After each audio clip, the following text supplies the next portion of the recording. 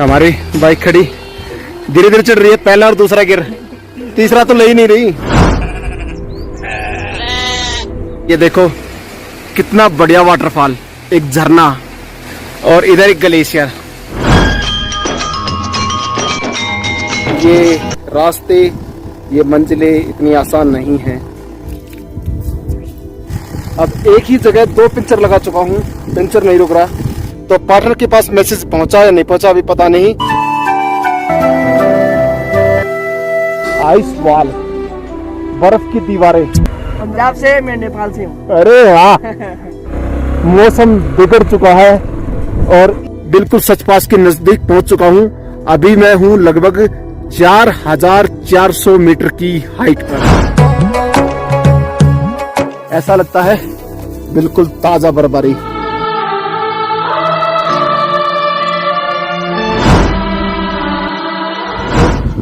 यहाँ पर स्नोफॉल शुरू हो गई थी, अब बंद हो गई, थोड़ी देर बाद फिर हो जाती है।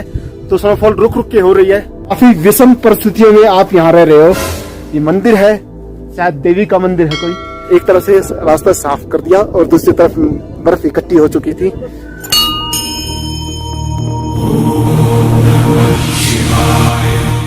हमारे लिए मैगी और चाय इस सच पास पर आकर सच में सच की अनुभूति हो जाती है। मौसम बनता है बिगड़ता है, बनता बिगड़ता है और उसी के दौरान ये हालात होते हैं। और फिर चलते हैं, बढ़ते हैं आगे अपने सफर को जारी करते हुए। भी जाएंगे पांगी में और वहां देखेंगे नजारे। Geo India, geographical India informative vlogs.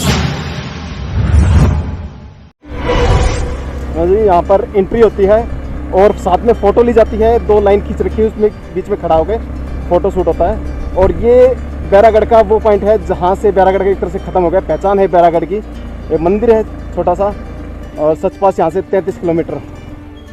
तो चले भाई चले। हाँ।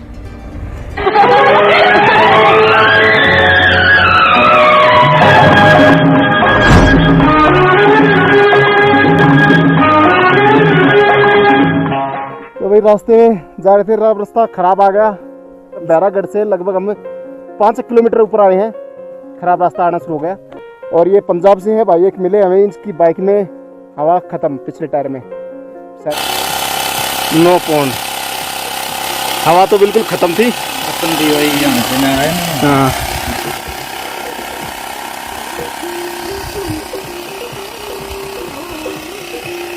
ये हमारी बाइक खड़ी धीरे धीरे चढ़ रही है। पहला और दूसरा गियर, तीसरा तो ले ही नहीं रही।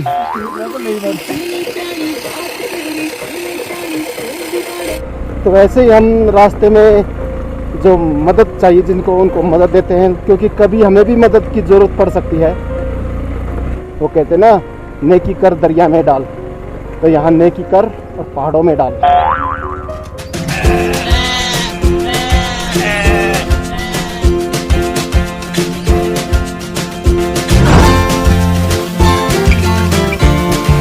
कितना बढ़िया वाटरफॉल, एक झरना, शुद्ध शीतल स्वच्छ जल इससे नीचे गिर रहा है।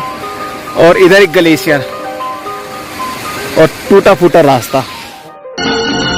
जीवन चलने का नाम, मन चलने का नाम, चलते रहो सुबह हो शाम।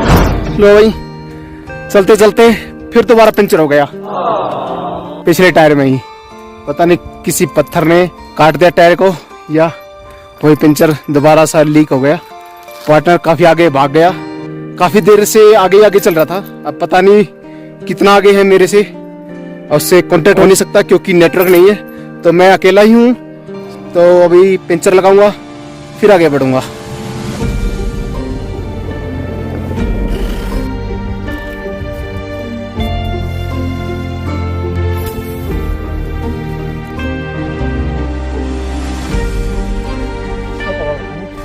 अब एक ही जगह 2 पंचर लगा चुका हूँ, पंचर नहीं रुक रहा। वैसे मेरे पास एक्स्ट्रा ट्यूब है, मैं ट्यूब डालूंगा, लेकिन अकेला हूँ इसलिए थोड़ा सा परेशान ज़्यादा हो सकता हूँ। ऐसे पार्टनर का भी क्या फ़ायदा जो रिमोट एरिया में जहाँ नेटवर्क नहीं है वहाँ भी साथ साथ ना चले। खैर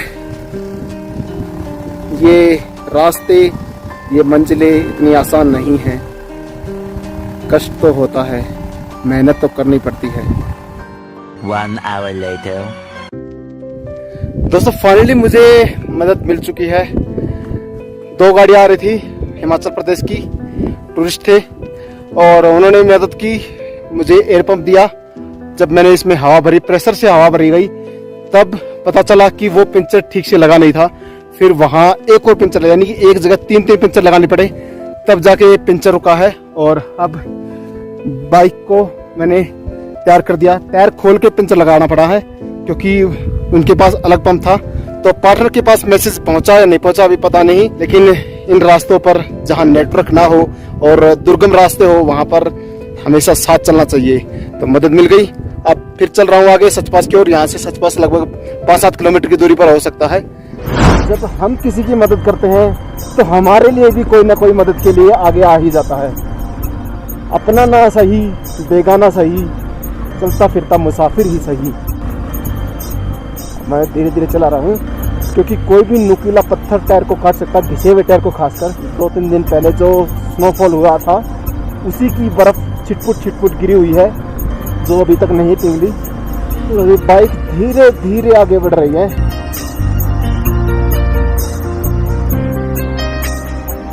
ये देखो आइस वॉल, बर्फ की दीवारें कम से कम 12-12 फीट की होगी और ये बर्फ को काट कर रास्ता बनाया गया है। यारों जी भर के झीले पर दौर अपना आएगा।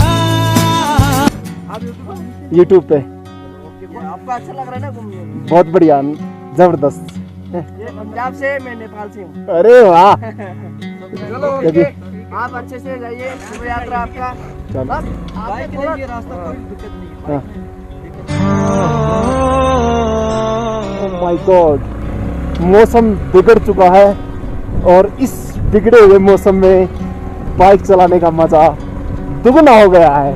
हर कोई एंजॉय कर रहा है इस मौसम को, इन नज़ारों को, इन रास्तों को। भले ही खतरनाक है लेकिन मजेदार है। लगता है मौसम करवट बदल रहा है और इस बदलते हुए मौसम में स्नोफॉल हो सकती है ऊपर हमें मिले, क्योंकि पीछे बादल और बर्फ बिल्कुल मिक्स हो चुके हैं। पता ही नहीं चल रहा ये बर्फ है, ये बादल है, या फिर बर्फ है फिर बादल है।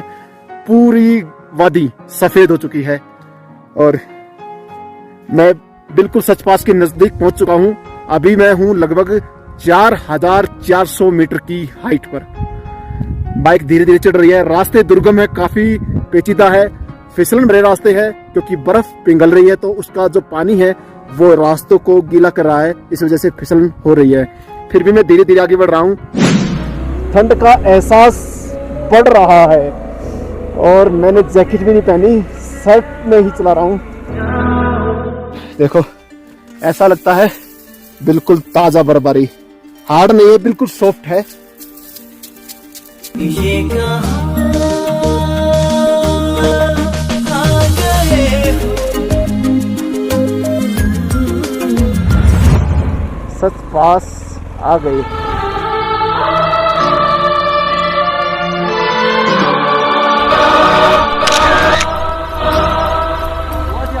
पंचर हुआ? जबरदस्त पंचर, 3 पंचर एक साथ एक जगह, हवा ना रुकी। लेकिन बीच में ना मैंने जब टायर खोला, मैं टायर को बिल्कुल निकालना पड़ा, मगर ट्यूब डालनी पड़ेगी, पंचर रुक नहीं रहा। वो तो भगवान का शुक्र है, वे जो कार वाले आए हैं उन्होंने मदद कर दी, हवा दे दी मेरे को। नहीं तो इस पंप से हवा भरनी थी मेरे को, क्योंकि इस पंप में हवा ही नहीं थी बिल्कुल। मैंने उसकी मदद कर दी, हवा खत्म। मुझे ये था कि तुम मेरे पीछे पीछे हो।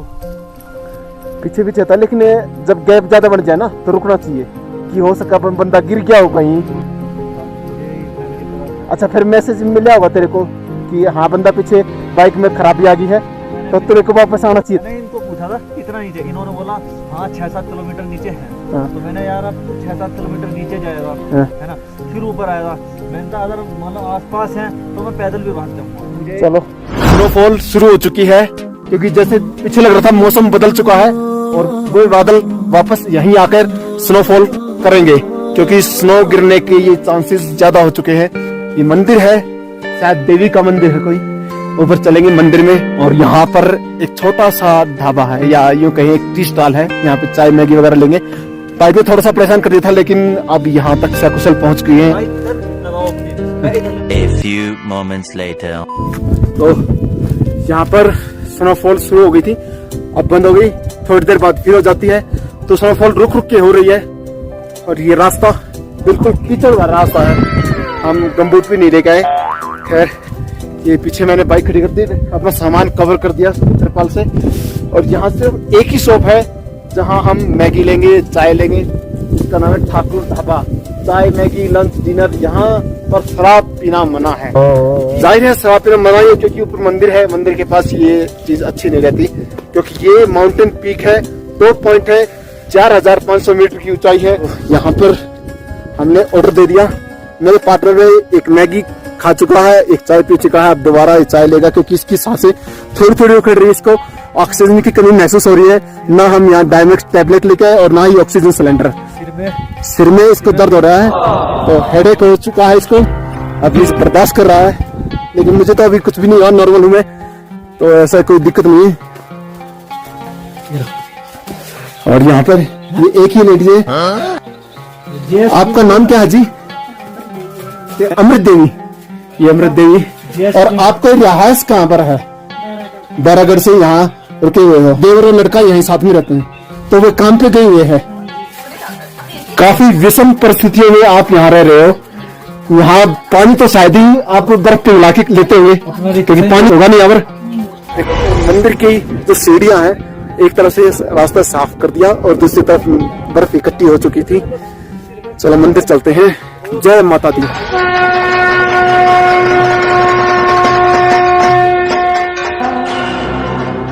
मेरे भोलेनाथ, तीनों लोक में तू ही तू। काली माता का मंदिर है ये। तो हे काली माता, हमसे जो भूल हो जाए तो हमें क्षमा कर देना। इस दुर्गम रास्तों से होते हुए हम इस कठिन पहाड़ पर चढ़ चुके हैं। इस पर्वतीय दर्रे को हम फतेह करके दूसरी तरफ जाएंगे, तो हमें कोई परेशानी ना हो, इसके लिए हमें आशीर्वाद देना।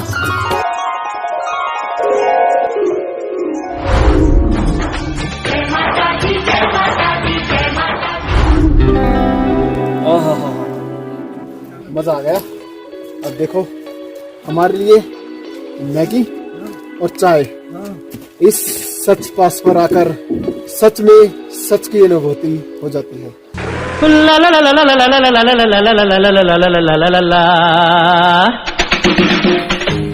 चक्कर आ रहे? चक्कर नहीं आ रहे, बिल्कुल स्वस्थ हूँ, स्वस्थ। साथ भी अभी ठीक है।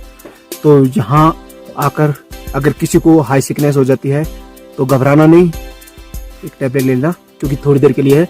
मौसम बनता है बिगड़ता है, बनता बिगड़ता है, और उसी के दौरान ये हालात होते हैं। तो अभी मौसम साफ है, तो हर चीज नॉर्मल हो गई। मैं अब यहाँ पेमेंट कर देता हूँ चाय और मैगी की, और फिर चलते हैं, बढ़ते हैं आगे अपने सफर को जारी करते हुए। झंस्कार वैली की तरफ अभी जाएंगे पांगी में, और वहां देखेंगे नजारे।